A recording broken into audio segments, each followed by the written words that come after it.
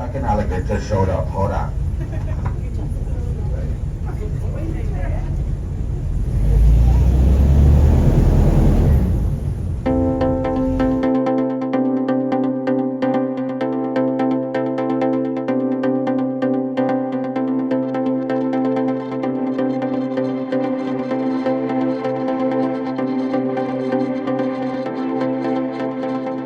They left the instructions for where to meet and all that for the airboat excursion in my room the night before. It was actually pretty early because obviously we had to disembark the ship and everything, so I didn't have time to eat breakfast. But I said goodbye to my room for the last time and made my way up to the atrium and into the rendezvous lounge. The actual meeting point was in a lounge that I hadn't spent much time in, but it was right next to the rendezvous lounge, so I had to walk through there to get there. And then I checked in with the excursion host and waited for it to be time for us to disembark the ship. Good morning, friends. So it is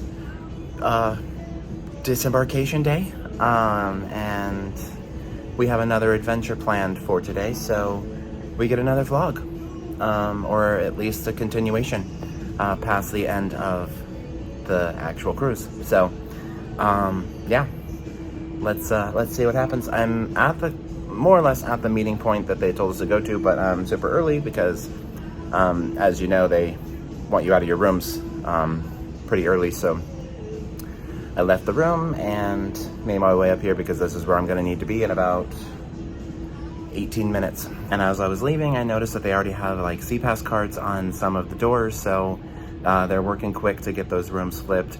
Those may be for the like back-to-backers. I know there are some people staying on board for the next adventure on this ship, so that may be them, but yeah, I saw a lot, so as people leave, they're definitely flipping the rooms already. So yeah, let's see how this goes.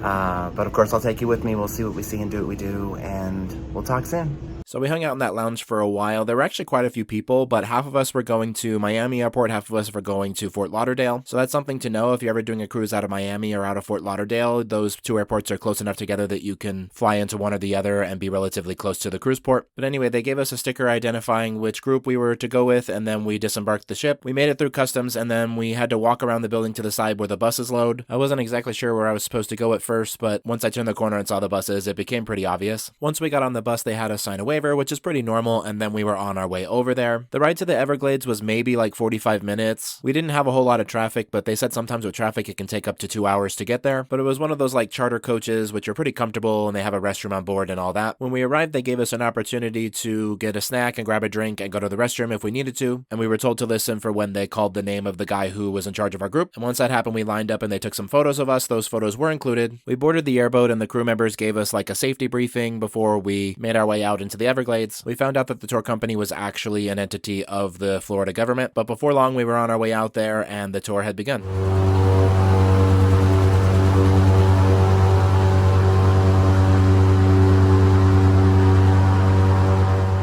They had a couple of long stretches of water where we went really fast, and then in between we slowed down and looked for wildlife. We definitely saw a lot of alligators, and some of them you could tell were used to having boats around because they were total posers and they would come up and get real close and try to like, you know, get the best possible photo op. But even still, admittedly, they were pretty intimidating, and at some points there were only like a foot or two between them and us. After the airboat ride, there was a show included, and we spotted this peacock on the way in. It was pretty informational and that kind of thing, but also the host did a couple of tricks and he was pretty comedic. The guy whose name escapes me, I guess is kind of famous. He's been on like Discovery Channel and different like history, wildlife shows and whatever. He had a sort of snarkiness to him, which paired well with the whole alligator concept. If there's one thing they're good at, besides ruining my life, it's conserving energy.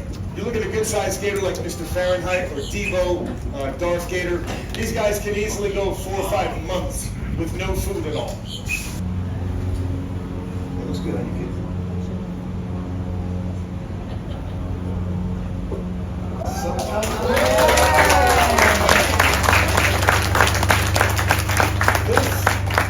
This smells amazing. The show lasted maybe like 30 minutes, and the guy did a few more tricks and just interacted with the gators. You can tell he has a rapport with them and that they like him, or at least tolerate him. The show was entertaining. It was kind of more geared towards like families and kids, but it was still interesting and informational. Afterwards, there was a little bit of a walkthrough exhibit that showed like different other kinds of animals from the Everglades, and then we made our way around and got back on the bus. And then 45 minutes later, we were being dropped off at the airport. All right, so I'm here at the Fort Lauderdale Airport, and I am about to drop my bag with Southwest. I'm a little bit too early. Southwest doesn't let you drop your bags more than 4 hours before your flight, so I have to wait a little bit longer, about 45 minutes, and then I can drop it. And then I'm gonna go in, and then I'm gonna eat. But yeah, so that was the day and all that. Pretty fun excursion. Definitely killed some time. I had plenty of time to spare now, so it made sense for me to do that. I'd never done it before, so I can recommend if you have a later flight and want some way to kill time. And they also include transportation to the airport, so it was easy peasy, lemon squeezy, as they say.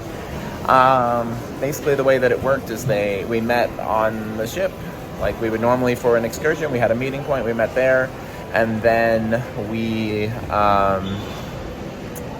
were taken down. We had to clear customs and all that, and then we circled around the building to a bus. It wasn't really clear where we were supposed to go once we were through, so I sort of had to figure that out on my own, but it's not that big of an area outside of the cruise port here in Fort Lauderdale, so once I figured out where it was, I was in the right place. And then the bus took us over to the state park to do the Everglades experience, and then it included the airboat and then also the alligator show and whatever. You've seen all that at this point. And then transportation to the airport. They took people to Miami and then dropped us off at Fort Lauderdale. So yeah, that was that. But for now, I guess that'll be it for this vlog. I may do one kind of update or something once I'm through security, but otherwise, we'll talk soon. So I went over to the security checkpoint. The airport was busy, but it didn't take me too long to get through security, maybe 15 minutes. I also found out that my flight was the very first one going from Fort Lauderdale to Orlando, since the Orlando airport had closed 3 days prior, so I definitely got lucky. I was definitely hungry at this point since I'd only had a small snack when I got to the Gator Park, and I had plenty of time to kill, so I looked around at all the sit-down restaurants that serve drinks, and I also located my gate to make sure that I stayed nearby. Alright y'all, so I'm through security, I'm in the airport, I'm waiting for my flight, I'm gonna grab some food right now. But this will serve as the conclusion of this vlog and vlog series. So yeah, not much more to update you on. It was a great week. Definitely recommend Celebrity. Had a very good time. And of course I will have actual likes and dislikes and stuff coming out in the near future. But yeah, I want to thank you all for traveling with me. Be sure to like, comment, share, subscribe, all those fun things. We'll talk soon, and y'all have a good night.